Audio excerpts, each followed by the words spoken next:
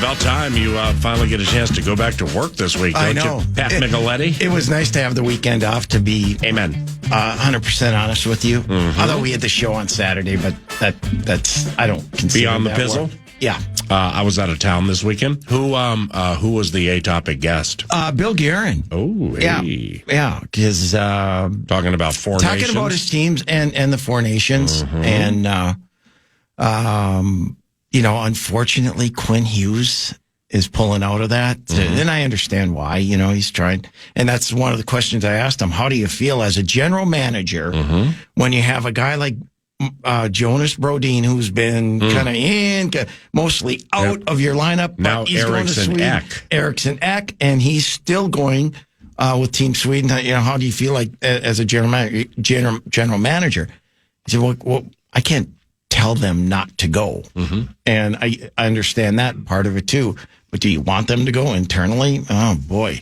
That's where they're at, all these teams. But see, that actually is a pragmatic, serious, business-related talker. Where there absolutely have to be some bylaws, or there have to be some guidelines here where if somebody is not hurt lower body injury, or somebody maybe has, nagging stuff, and then they miss a game, and then they go play for their country, and then something goes pear-shaped and you lose them for a month. I mean, that needs to be talked out a little bit. Alex Pietrangelo, arguably one of Canada's top 2 or 3 defensemen, just said, I'm not playing. I've got some nagging injuries. He played like 26 minutes in their last game, right? But he's not going with Team Canada because of, he wants to keep his body okay for the Vegas Golden Knights going into the last stretch of the season and the playoffs. So you have that too. But isn't it easier to make that what would be tough decision because you want to represent your country? And you're darn right you do. These are standalone games. They are. But there are others who are like, okay, so if I'm down, if Tocchet says I'm down, oh wow. When we get back to the third centerman, say you're the second centerman, hey, that's quite the drop there. It's a huge drop. But with Pietrangelo and these all-star teams, it can't possibly be that big of a drop to the next guy. Well, there's so many good players, right? And like Team USA, for example, they're at a point in where they are or where we are in the U.S. with a number of great players. There's some really, really good players who didn't make that team. Now are going to get a chance. Yep. So to answer your question, you're spot on. In Pat Micheletti at Pat Mick 2626 via Twitter at Pat Mick MICK 2626. So when did you stop watching? The Super Bowl. 2.5 minutes to go. I was in the game. Yeah, I stopped 2.5 minutes in the third quarter. No, I wanted to stick with it. Just because I'm a fan of the game. I like the game, and there was nothing unless you there was nothing unless you loaded up on prop bets, and you're like, what? Those didn't go well for me either. So if I believe like say you were this person, if I believe the Eagles are going to win in a blowout, yep.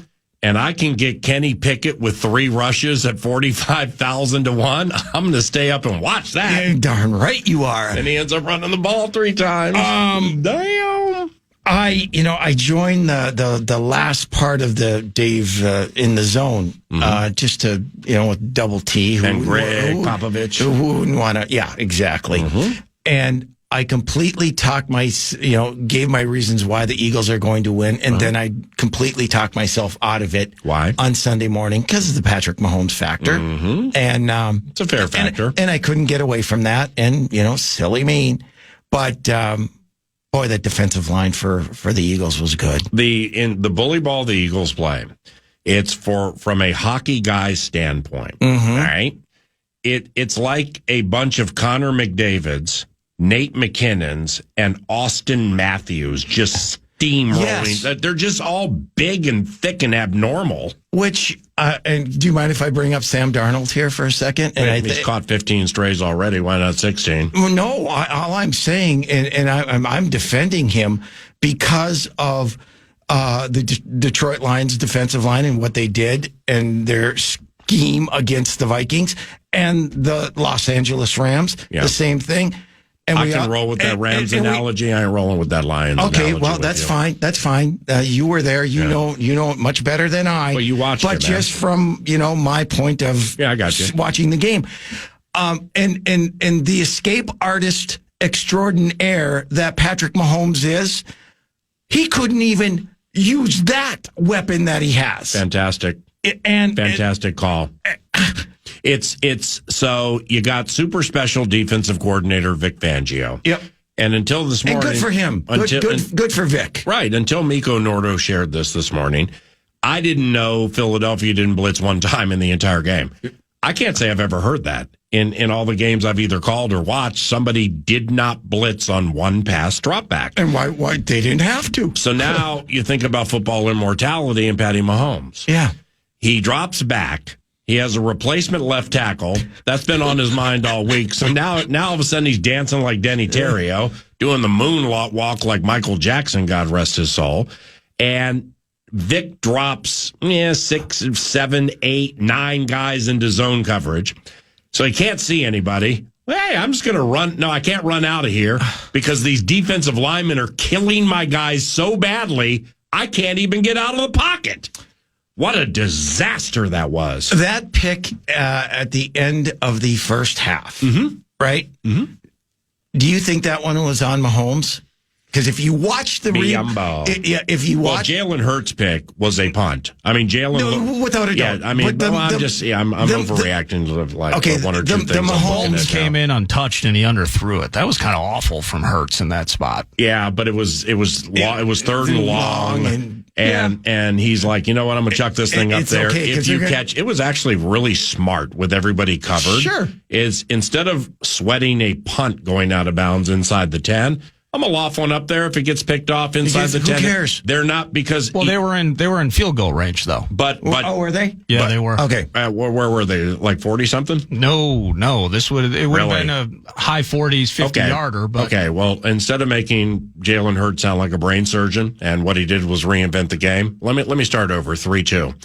The serendipity, the positive transpiring from the Jalen Hurts interception was in case you had to have a punt or whatever, like drop inside the 10, it ended up being a really nice punt, but you have to have the mindset that you're not going to move on this defense all day.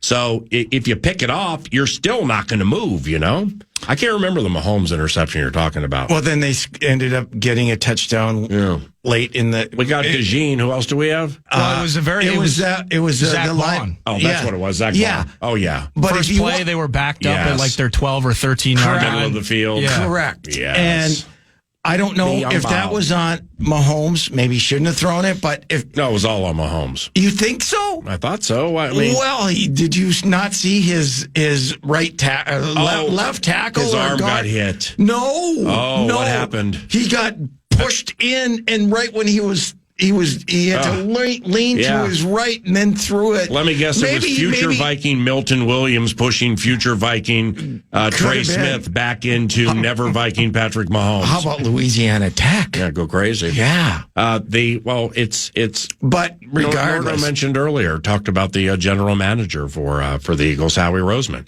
Hey, I must concede, and maybe I haven't. I'm quite sure that I've called a Vikings Saints game where Zach Bond was on the Saints. I never had heard of him until he started blowing up this year. Yeah, right. So, I mean, you take somebody who was a part-time defensive end, a rotation guy, and then you make him linebacker, and then it works all season. But in the biggest moments, it works like that? Damn. Yeah. That's next level. Let me ask you this. What happened to the fight doctor? What, Ferdy Pacheco? Yes. Yeah, you know what? I mean, I think the Eagles also knew they're not going to run going to run the ball on us. So Isaiah had pop, and Isaiah was dragging guys, so he came in with a purpose. So I don't know if there was an expiration date on that. Yeah, it's like, okay, well, what he's coming off of and how long he was out. Really, it's responsible to like I'm trying to sound like Dr. Dave Olson at Broadway Clinic right now. It's responsible to use him X amount of plays and stuff like that. Mm-hmm. Every time Pacheco, his hair was on fire. He was trying so hard. Right. And but in the end, it kind of went the game flow again, going back to the Rams and Sam Darnold, and we saw it a few times this year, where I think they had run it 6 times into the third quarter. I mean, that's not how this incarnation of the Chiefs team was winning games. Yeah. And so, and you hit on it. Maybe if they feel that Pacheco is a better pass protecting option than Kareem Hunt, who for the most part has been the smoother and more productive runner, but you're using Pacheco because your O-line's under siege from this unbelievable defensive front, that was playing into Andy's decision-making too. Did the unflappable become flapped in the regard that we got away from the run because we were concerned that we might actually have to be chasing somebody all game for the first time all year. Yeah. They didn't run it enough. By multiple scores. And in the end, that's how it played out. Can I ask what a disaster the way you laid that thing out. If you're Patrick Mahomes, and okay, let's not diminish what would it be like to be Patrick Mahomes? It'd be great. Yeah. Okay. Many things would be great. But in a situation that means the most to you in your life, winning that game, you drop back to pass. The defensive coordinator has everything covered in amoeba-like fashion. Your offensive line has replacements, so therefore you're worried about getting smacked and losing your career. And then when you're playing catch up like that, and when it comes to running the ball, you're not running it. I mean, sure, he could usurp the play calls and change them and stuff. Everything was a disaster. Everything went for wrong. Patrick Mahomes yesterday. It was unbelievable. He was completely helpless. And to my point, he was helpless. Nordo asked you a question earlier. Yeah, I forgot the tail end of his question. That's why I became staccato. Okay. Nordo asked you a question earlier about how does that make you feel any differently about where the Vikings are? I can't answer that question. Either can I, and I will tell you why. How do you think the Buffalo Bills feel? How do you think the Los Angeles Rams feel? Right? No, my point is when you get to a game like this. That's a great point. When you get to a game like this. How far do they feel? I just want to get to the game like this to lose by 30. Well, that's fine. Hey, you know what? Darn right you do. Yeah. You want to get there. I've never been to a Super Bowl in my life. And then to win it, one team is supercharged and they're just going to have a better game. Does that mean blow up the Kansas City Chiefs? Are you kidding me? But when you get to a game like that, it's just one team has that it factor that is going to get you. Doesn't mean have anything to do with the Minnesota Vikings, the Buffalo Bills, the Rams, the Bears, the Lions, the Lions, right? Yeah. Right, because and you, over the opinion you're formulating. Yeah. If you were to go with that, as we would say around here, over the course of the history of the NFL, you mostly would be right. Like the Philadelphia Eagles, all right, when they lost by 3 points to the Chiefs a few years ago. All right, well, I mean, I might have been sitting in this chair, you in that one, and the con over there, Miko Nordo, and we're like, oh, well, geez, I mean, this Eagles, I know they lost, but wow, we're going to, I don't think they made the playoffs the next year. They did not. Or maybe the year after that. I mean, they became an enigmatic disaster. And didn't change much. Just like hating each other. Yes. But like Nordo said, and it is age old and true, specifically in rounds 1, 2, and 3. You have to hit rounds 1, 2, and 3 almost every single time. Right. To get into that spot. I mean, the Creed Humphreys or the players, the Tom Brady's in the 6th round. It doesn't work out where you buy yourself a championship anymore. It doesn't. But it complements. Yes. It's like if you believe the draft is the lifeblood that courses through the body, which would be a football team, then the steroid, the one that amplifies it with the prednisone, would be the free agency. So now we got these Georgia kids, all right, wreaking havoc. We got super special Milton Williams going from $1 million a year to about 12 a year in one game. And you also have Darius Slay, Gardner Johnson, CJ Gardner Johnson, who was there for the Super Bowl, left. Now he's back. James Bradbury, who didn't even play. Saquon Barkley, so you and look. Zach Bond, by the way. Yep, there you go. Yep. The steroid was working. Yeah. There you go. Zach Bond. I'm still forgetting him. But that is to amplify and intensify and get the blood coursing through the franchise flowing. And in essence, to cover it up to a certain extent, because draft picks are kids and, they may be super talented and super good. Jordan Davis was not this good his first year in the NFL. Of course not. Okay, Then they get his former teammate Carter. Now all of a sudden Jordan's better. Well, now they get Milty, and now all of a sudden Jalen and Jordan are better because they're resting. Right. Well, that's master class stuff right there. Yeah, and Howie Roseman. Yeah. I mean, he's hot. Going back to... remember when we traded him the first round pick for Sam Darnold or Sam Bradford a number of years ago? Oh, yeah. That he spent on Derek Barnett, who ended up getting a strip sack on Case Keenum in the NFC title game. Yeah. Was that picked up by Patrick Robinson, and there he goes? It was, who fell on it? Or was Robinson the interception right before halftime? Patrick Robinson, 50-yard pick six. Right before halftime, Lincoln Financial was shaking. It was so on fire, that NFC title. Well, it was earlier than that because we were still, because I think it was the flea flicker touchdown. Was it Torrey Smith? Torrey Smith. And Hitman was kind of turned around, and maybe it was Trey Waynes, and they just both kind of had their hands up. What was the final of that game? 38-7. Yeah, and we had the lead 7-0. But David Morgan... Ain't no stopping us now. Here's Rudolph back left of the end zone. Vikings lead 7-0. Oh, and here's a purple rain at Lincoln Financial. I mean, Patrick Shermer did such a good job with that offense after losing Dalvin to the ACL. But in that game, I'm still always going to question, because Derek Barnett's career didn't turn out to be the way we're talking about some of these defensive linemen for the Eagles right now. Mm-hmm. But Derek Barnett was a freaking rocket ship his rookie year.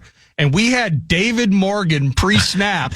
Ball is snapped back to Keenum, and Morgan's got to run the length. He's going...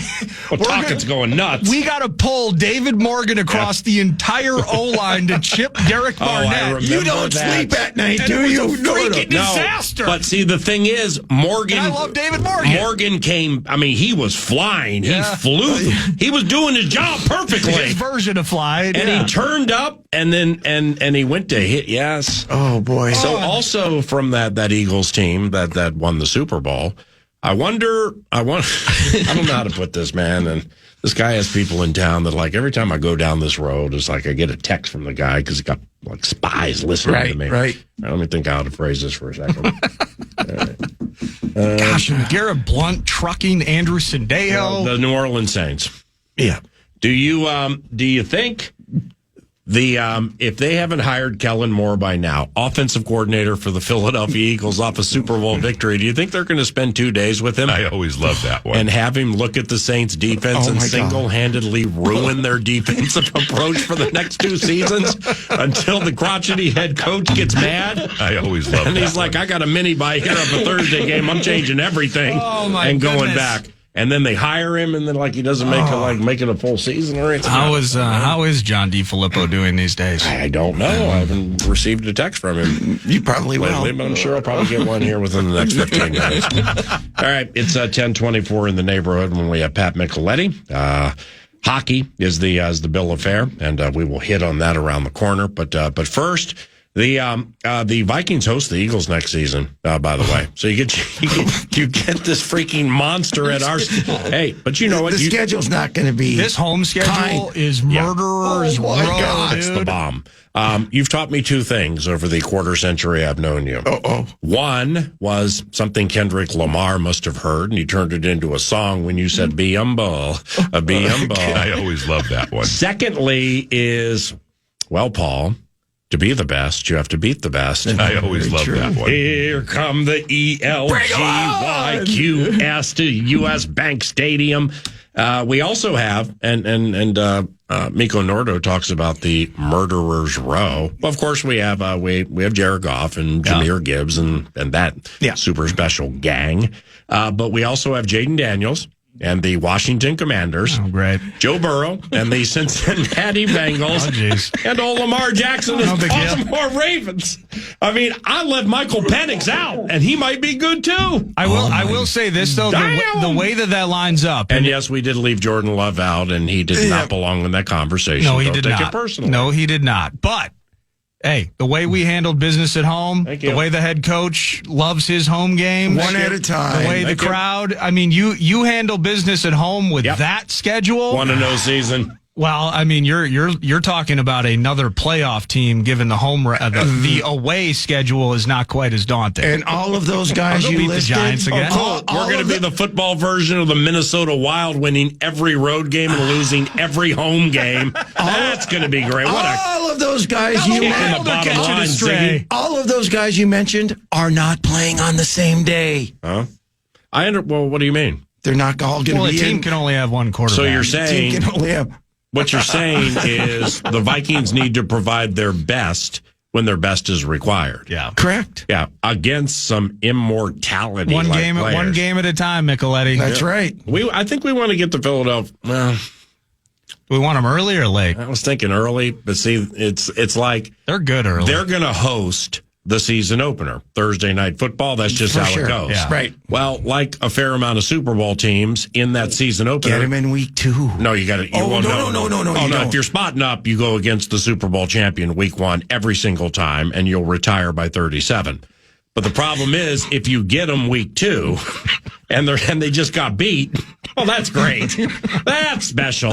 I mean, say it opens with Cincinnati here. Hey, we beat Joe Burrow, shut down Jamar Chase. Here comes Jalen. Off a loss. That's going to be special. Don't we want them like week 13 because they'll have some rest sort of their starters. They'll have some internal strife that's taking place. So they'll have this 2-game wonky stretch. Little banged up. We got people on podcasts. We got the head coach yelling at fans. Like, if we can get them in late November, fair. I think that's our best shot in this case. I think we want them after they play Detroit.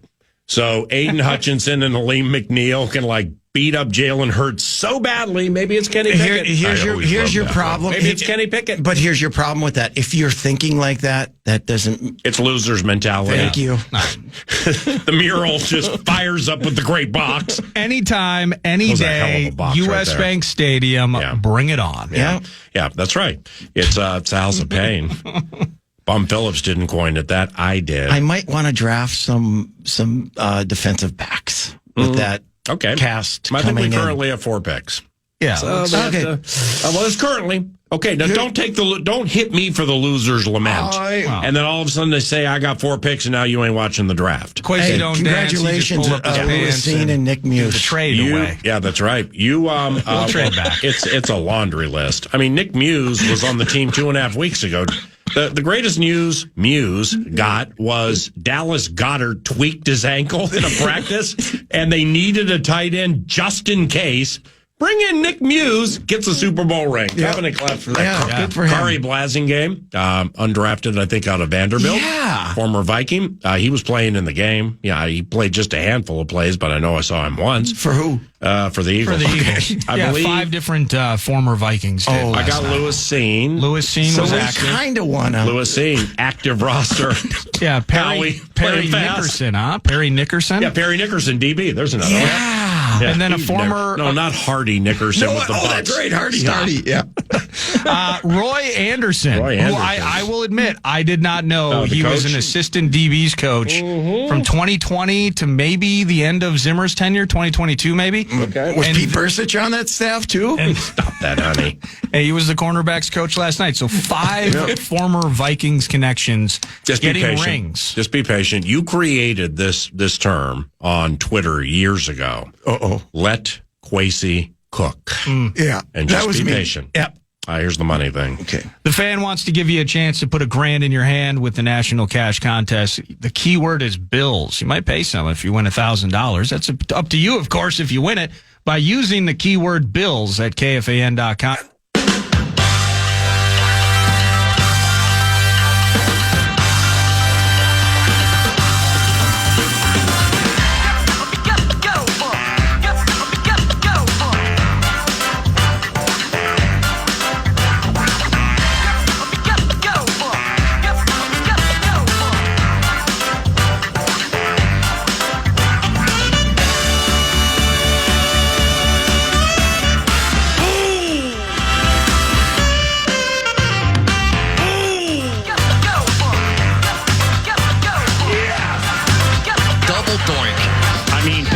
season with that defense.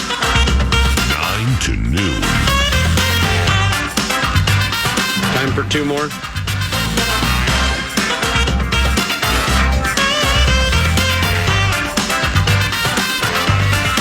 Now, what did I do wrong? What in the ham fat is going on with you guys? Hell no, we're going to go to playoffs next year. I'll tell you that right now. That's a stupid question. That's a stupid question, too.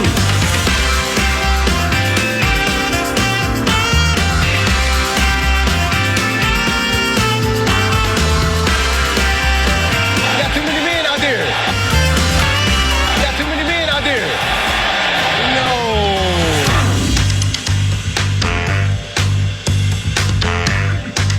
You got radio or TV or both this week? Radio this week. What do you got? Gophers at Michigan in Ann Arbor. So is this Michigan team chock full of first-round picks like that one 3 years ago? Not as many as they've had in the past, but a plethora still. And they did our home team a favor this weekend by splitting with Michigan State, which puts Minnesota back in the hunt for the WCHA, the Big Ten crown. So do you pay close attention to the pairwise at this stage of the equation? Now I do. Now you do. Now I do. Yes. Are we second, third, or fourth? Third. Okay, because of that split between the Michiganders, right? Yeah, Minnesota's We were fourth. We were fourth. Yeah. They moved up to 3. Got it. And you want to be in the top 4. Obviously, you'd like to be in the top 2, so you get one of the tournament teams that wins their conference, the Atlantic or the CCHA, will be 15 or 16 in the pairwise. And so, ideally, if you could get a team like Arizona State, for example, who is sitting at 13, and you may get them in the first round. That's an awfully tough out, even though you'd still be a number 1 seed. In that region. With your Minnesota Wild, yes. What keeps the Wild afloat despite a string of injuries to important guys all season? Their ability to play within the system, and I think that's where John Hines has really excelled. He's got everybody knowing where they're supposed to be, no matter what line they're on, and they don't stray from that. And that, I think, that is what has kept this team together, because you look at their lineup some nights and you say, well, that's an L, and they come away with a win. And it's their ability to really stay within the game plan, and it's been really, really good for them. And because there are nights where I looked at it, boy, that's going to be an awfully tough to go into Colorado and beat a Colorado team when 3 of your top D are out and your best player. Who is Vinny Hinostroza? Hinostroza. Yeah. Who's Vinny Hinostroza? He's a veteran guy, awfully skilled player, played at Notre Dame, has been in the league, I think, almost 10 years now, played over 380 NHL games, understands where he's at in his career. Yeah. Not trying to make that big splash, can help a team. And boy, they need help up front. And I don't know how long he's going to last due to contracts and this, that, and the other thing, but it's a shot in the arm when they needed it. He's a pro, understands the game, knows how to work his way around the National Hockey League, and it was a good pickup. Let's play a game here, and hopefully let's do it. Hopefully this Super Bowl quiz that I just found at The Athletic. Have either of you seen this Super Bowl quiz at The Athletic? No. Okay, cool. Then let's end the segment like this. This is not your name is your buzzer. Okay. I'm just going to read the question. It has a couple of options, and you tell me which one I love these games. You guys think is accurate. Yeah. Okay. And we will amass points. I missed Stump the Snob? Yeah. Yeah, I love that game. Yeah. Stump the Can Snob. we bring it back? Picking them off. Damn. Here, how about I will find the all right, you can The Snob. Picking them off. there we go. No, I got the music. I got the music. You're listening to my dad and Uncle Paul on the fan. Yeah, that ain't the right music. Yeah, I'm just saying I got the million. I have the okay. Okay, 3-2. Go ahead, hit it. Oh, there it is. All right, here we go. Now let's see. I'll write an E, and I'll write a P, and here we go. Let's see, we'll rotate. So, Taka, you're first. Okay. Where does Philadelphia's 40 points rank all time for a Super Bowl winner? In the top 10 or lower than that? Where does Philadelphia's lower? Lower? You say lower? Wait, yeah. Okay. Yeah. Well, just to be different, I'll say top 10. The answer is in the top 10. One for the con. There we go. It ranks 9th. The 49ers scored the most points in the Super Bowl with a 55-10 victory over Denver in 1990. Remember that one. All right, so Tockett will stay with you. Okay. Is Philadelphia's margin of victory in the top 10 for a Super Bowl? That's yes or no. Is Philadelphia's margin of victory top 10 for a Super Bowl? You say no. Con, do you think no or yes? I'm going to say yes. Okay. The answer is 2 in a row. The answer's no. Oh! It's 16th. San Francisco's 45-point thrashing of Denver in 1990 is the record. Yeah, they dropped 55 on them that game, I think. Yep. Taka got one. Here we go. Nordo, you first. Okay. Jalen Hurts was named MVP. In the 59 Super Bowls, how many times has the MVP been a quarterback? Ooh. 35 or more, or fewer than 35? 35 or more. He says more. I agree with him. You agree with him? And both y'all are wrong. Wow. Hurts was the 34th quarterback. Oh, come on. I know, it's so stupid, isn't it? Yeah. To win the award. All right, so let's see what's next here. All right, Tockett. How did Hurts' passer rating compare with the past playoff performances? It was his highest. He's had better before. One of the two. Jalen Hurts' passer rating. It was his highest. It was his highest? Not even close. What do you think, Nords? I'm going to say he was better in 2022. No. Okay. Hurts' MVP performance included a 119.7 passer rating, well above his previous playoff mark of 105. Tockett shoots and scores. The con. Yeah. Whose winning percentage is higher in the postseason? Andy Reid or Nick Sirianni? Ooh, Sirianni. Postseason, not Super Bowl. Yeah, Sirianni, I'm just going to say because fewer games. What do you got? Yeah, I have to go with... You're going to go with Sick Sirianni? Yeah. He's been to 2 Super Bowls. He's won one of them. And he's only been head coach for how long? 4 years. 4 years, yeah. Thank you. Nick Sirianni. But they lost to the Bucs. Yeah, and they didn't make it one year, though. Sirianni is the answer, while Andy Reid's been coaching for like 90 years. While Reid has way more playoff wins, 28-6, Sirianni has a slightly better winning percentage, 66.7 to 62.2. Yeah, I mean, unfair question. All righty, here's the next question, boys. Who had more catches, A.J. Brown or Travis Kelce? A.J. Brown. Oh, not even close. The answer is incorrect.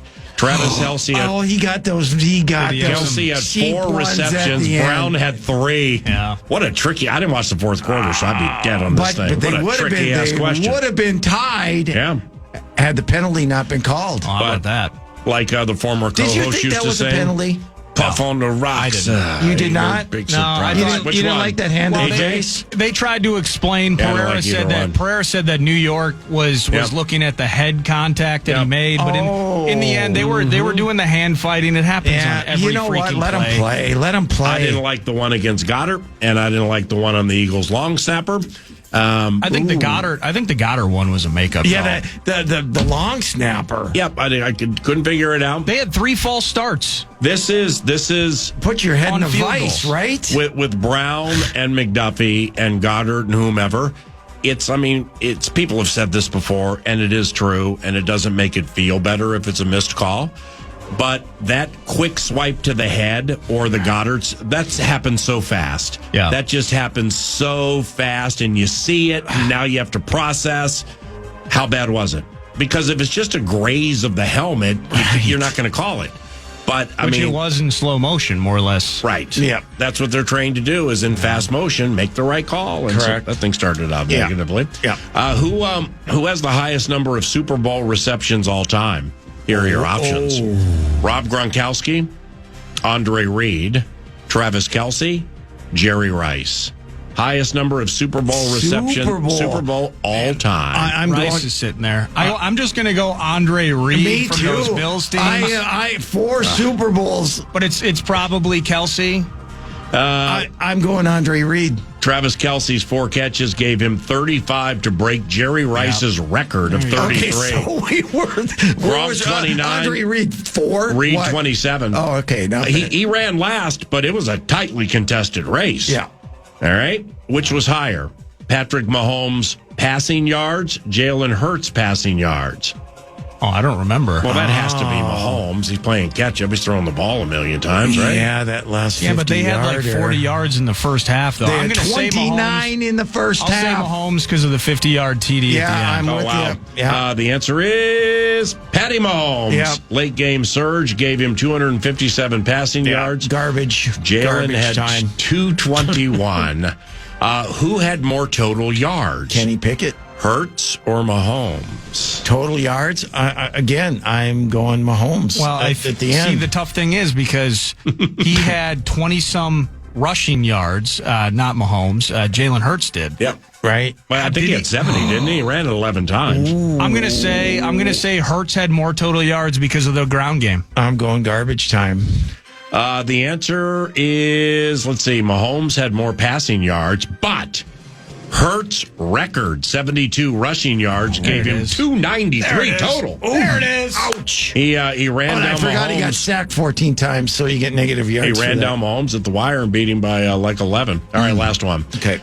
Who I was going to say who was highest, but I didn't see Snoop Doggy Dogg or Kendrick Lamar listed on this, so I should change the first word. How about that NFL honors bit?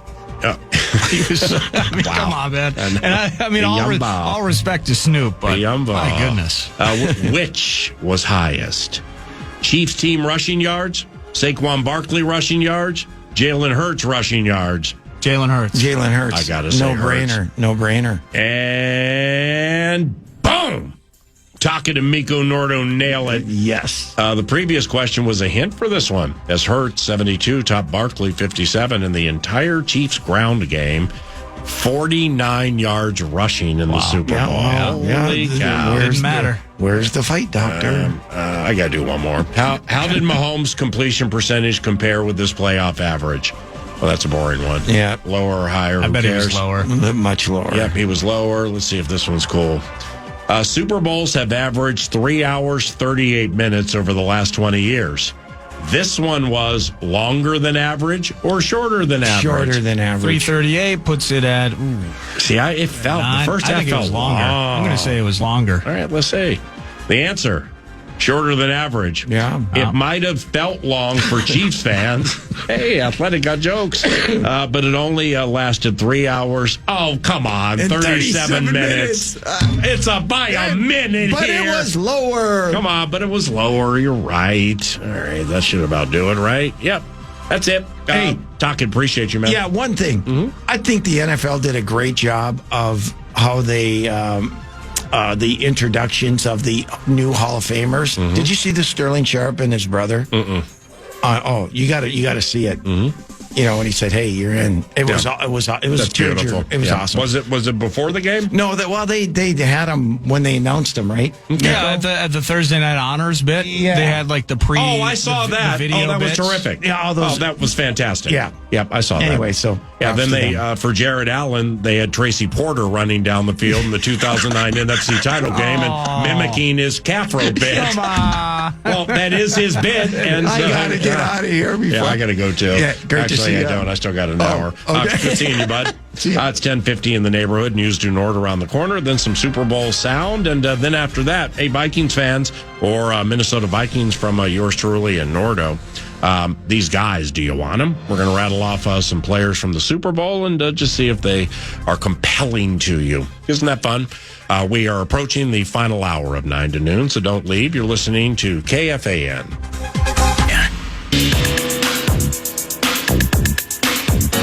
It is News du Nord, 9 to noon. And News du Nord is brought to you by The Casino at Canterbury Park. CanterburyPark.com is the spot to start.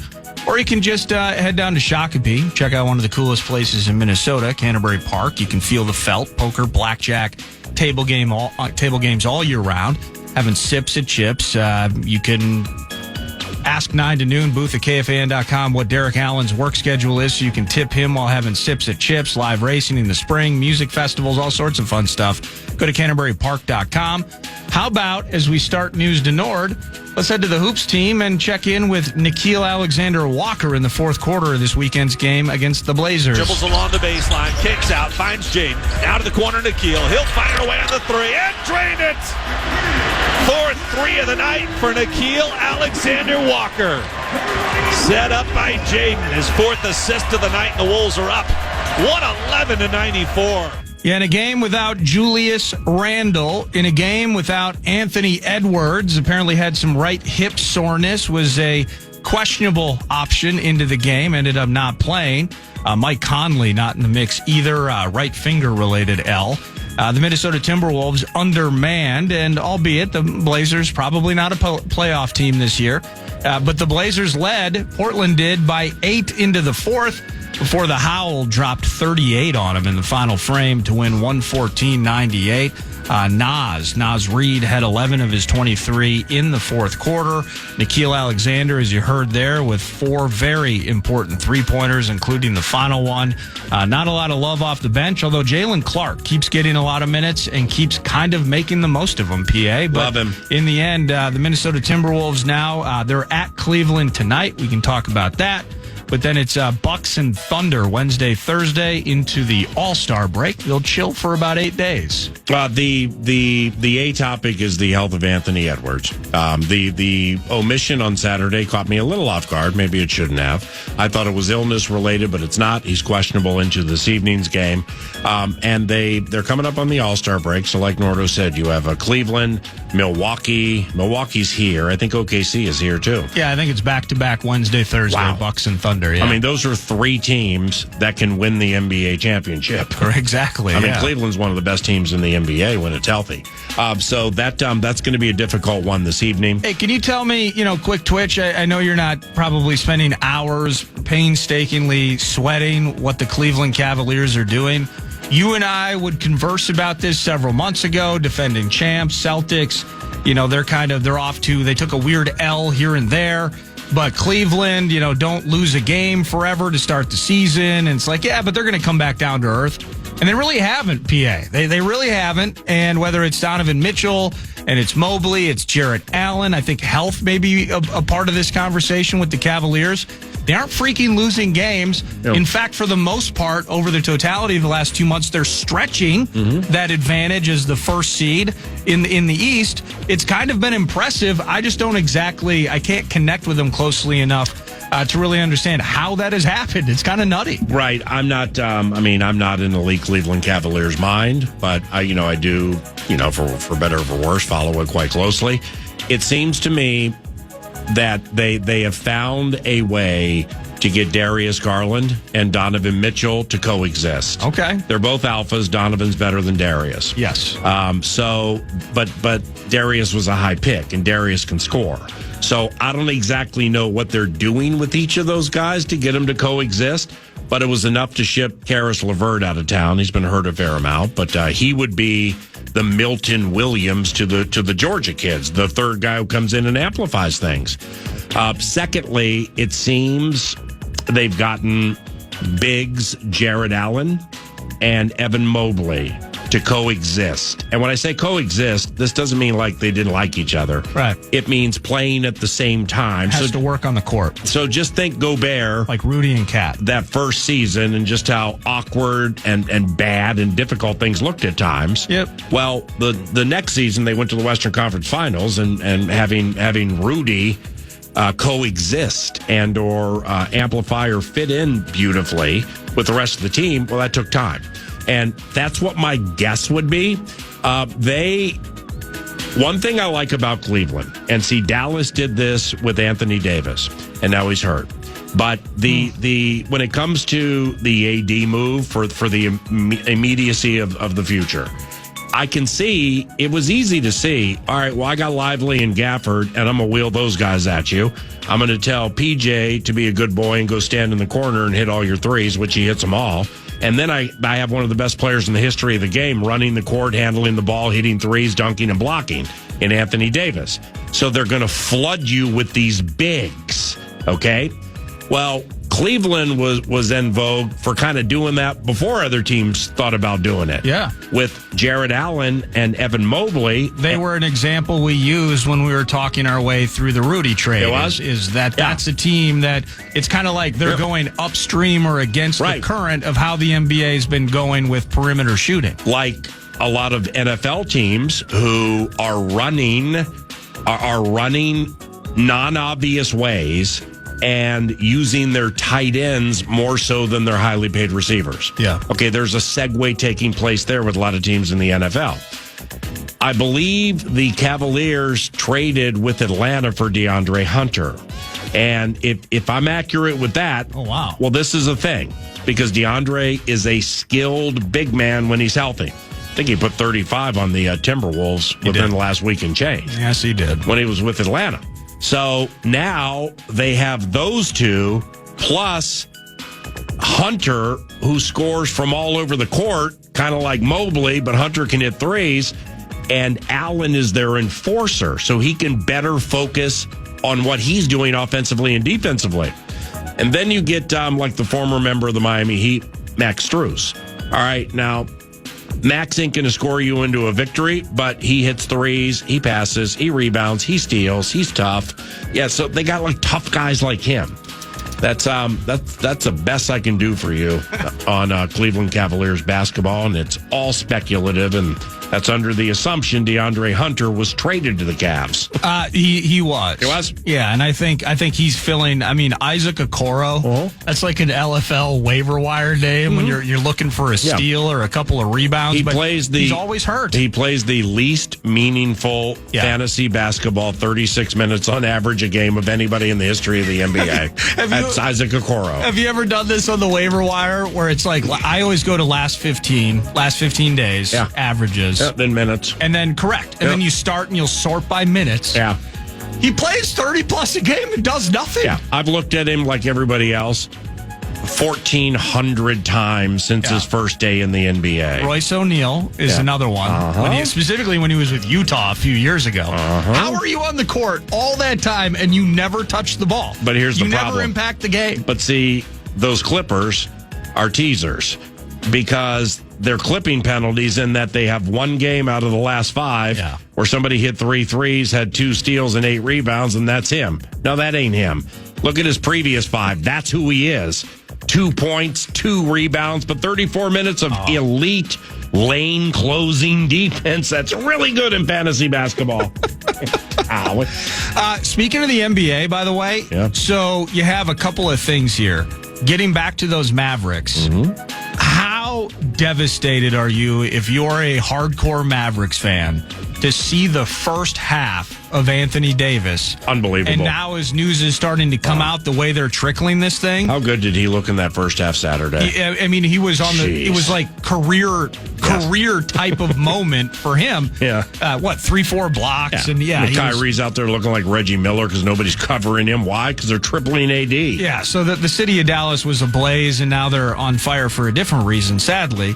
But now it's adductor. I believe this is the same thing Julius has, some sort of growing-related issue. It's the adductor. But the issue with Anthony Davis, and it has been at points throughout his career, although he's been mostly healthy recently for the Lakers, is, well, we're going to reevaluate him in a week. Then a couple hours later, it's like, well, it sounds like he could be out 3 weeks. Yeah. But they lean towards maybe closer to a month. And now he could be out indefinitely. Yeah. If you're a Mavericks fan, you're absolutely just crushed. PJ Washington, I think, may have had either an ankle sprain or something in the weekend game. on Saturday when he came back after having his baby. Mm-hmm. So that's, where's his health at now that he's back in the mix? If you're a Mavericks fan, you are down right now as Luka might make his debut tonight for the Lake Show. I think the only person who feels worse than them is this rookie sharpshooter for the LA Lakers named Dalton Knecht. Correct. I mean, the way J.J. Redick was caught on audio, camera but audio, talking to him during games, basically minimizing, diminishing, and it was overboard disrespectful at times. So J.J. Redick has to grow up. Yeah. Okay, that's you may be good at a podcast, man, and I know your team's a playoff type team, and you know what? He may end up being one of the better coaches in the history of the NBA. He does have some petulance to him. That's the downside, though, of taking. But Knecht got traded to Charlotte, so he's like, hey. They're terrible. I'm going to play a lot, be able to shoot 30 times a game. I'm going to really come into my own skin here. Yep. And then the clipping penalty, who went to L.A., Mark Williams, the big man, fails a physical. So now Dalton has to come back to the L.A. Lakers. They play Utah tonight. He's listed as questionable. Really? It's going to be what a fun locker room to walk into that'll be for this kid. I like J.J. Redick and how he handled himself in the media. Yeah. Pretty damn good player, of course, as well. Mm-hmm. But the danger of bringing a guy that is so close to the court, is so, in this case, still young and very attached to the game. Yeah. And I think he's boys with LeBron. So then you just put him on the bench. He's, of course, I mean, it was only a matter of time, doesn't it feel like, before you'd catch JJ, like that player coming out in him where he just can't help himself. I mean, he says something ridiculous. But right. And it's starting to percolate a little bit during games. Yeah. With some of these sideline microphones that he's being caught saying some really crass stuff. But massaging elite basketball minds or parts thereof. It's the Lakers are they're I don't think they're a home team in the playoffs at this stage. They're around the 5th seed, something like that. They're a 5th spot. Yep. Okay, but they have LeBron. Yep. And they have Luka. All right, what else do they have? Okay, so here's the point. Do we believe they can beat? Well, let's start here. Do we think they can beat a full complement Minnesota Timberwolves team in the postseason? Can? Yes. Will? I don't know about that. With the team, here's a tough thing. I love the how. Yeah, I know. Need to get healthy. Need to figure out some things. Julia's about ready to catch a stray. The Lakers are probably but here's where I ain't tripping on Rui Hachimura. No, I understand. I ain't tripping on any of those Clippers. How about Austin Reeves? Yeah, he's good. Austin Reeves can fire. Yeah, he's good. And then you do have Luka. Forgot about Austin Reeves. I mean, Luka draining game-winning threes in Rudy's face. Very good point. I mean, the Eastern European cat. Very good point. But here's what I'm curious about, and this is where I think the Wolves... How excited is Cam Reddish to head back to Staples Center? But he thought he actually was going to get a chance to play for Charlotte and the trades Knicks, and he might have left and, took, he took something of value from LeBron. He said, he'll never miss this. and LeBron's like, wear my whatever, and now Cam's got to come back and give it to him. Cam Reddish, though. Dorian Finney-Smith is another waiver wire all-star. Oh, wow. In LFL. Yeah. No, but here's a real thing that I think they're going to struggle mightily with. This Mark Williams thing could be disastrous for the Lakers, who don't have a center now. Yeah. I mean, they got Jackson Hayes, who can kind of bounce around and block a bit with New Orleans. Now he's trying to do his thing with the Lakers. I'm sorry, but how about Nurkic? I mean, he basically tells Monty Williams, whoever coaches the Suns, F you months ago. Okay, so Nurkic, who can score and pass, and he's a good player. Yeah, he's not bad. Well, you can't talk to people like that, so we're not playing you, and we're eventually going to trade you. Yep. They trade him. He thinks big Mark Williams is gone in Charlotte. Well, now Mark's coming back, and Nurkic has to stay on the bench. I've been scrambling to find the video is awesome. Since we brought this up, this Mark Williams thing. Mm-hmm. Whoever their version, like Bally Sports, FanDuel Sports, whatever their regional sports network is. In Charlotte. Oh, yeah, I met their sideline reporter. It was the day of the playoff game against the Rams in Arizona, and here's why. Her name is Shannon Spake, and that name is familiar. She used to do ESPN work. Okay, yeah. Spearfish knows her quite well, so she came to the team hotel. We sat outside, chatted for probably an hour. Shannon Spake's cool, but her Hornets were in town and lost a spine tingler to the Phoenix Suns the night before. So they were waiting to go to Utah like the next day. So, yeah, Shannon Spake's the one you're talking about. Which, okay, by the way, a side meets tangent meets, winding and weaving road. Mm-hmm. The road trips for NBA teams, like you've traveled with the Vikings. It's unbelievable. And the hotels they stay at. Everything is itinerized. Yes. And you got to wait at the stadium. There's TSA here. You got to wait for the buses. Well, they have all of that. No, absolutely. Yeah. But when they go, but they're road trips because they're typically multiple games. Again, different seasons and different setups. I get it. But it's like the night after the game, they're still just chilling out in Phoenix. Well, no, they had a game the next night. But see, here's the decision. No, 2 days. They Salt Lake City. So like, what day did we play the Rams on a Monday, right? Thursday night. No, on that playoff game was a Monday. Oh, the playoff game was a Monday night. So their game against the Suns, the Hornets, was Sunday.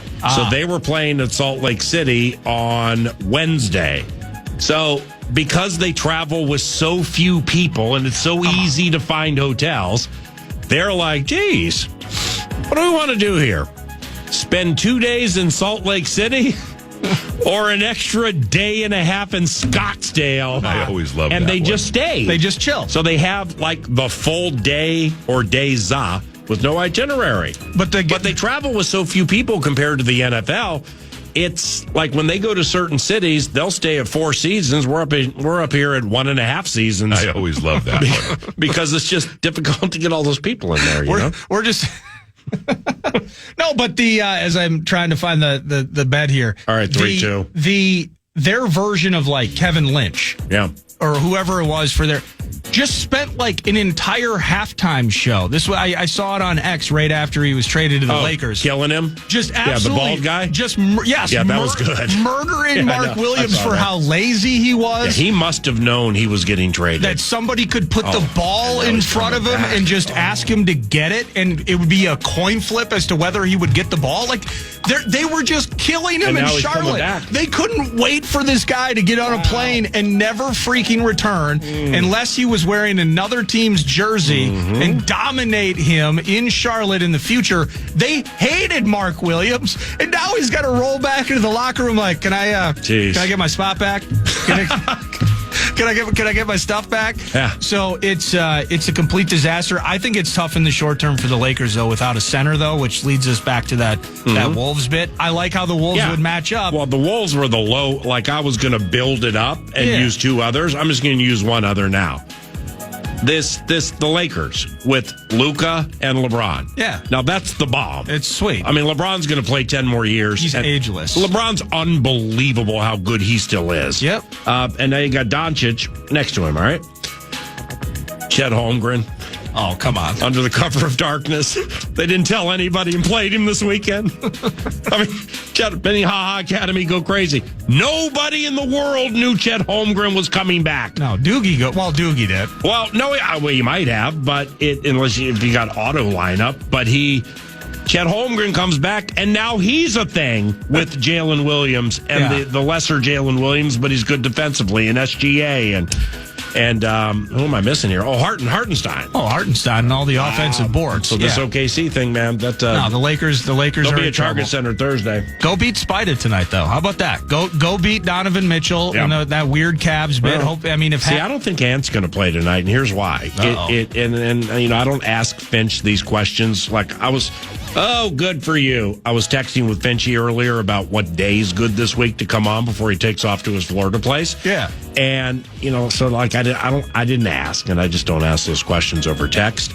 But I noticed Cleveland's favored by 9.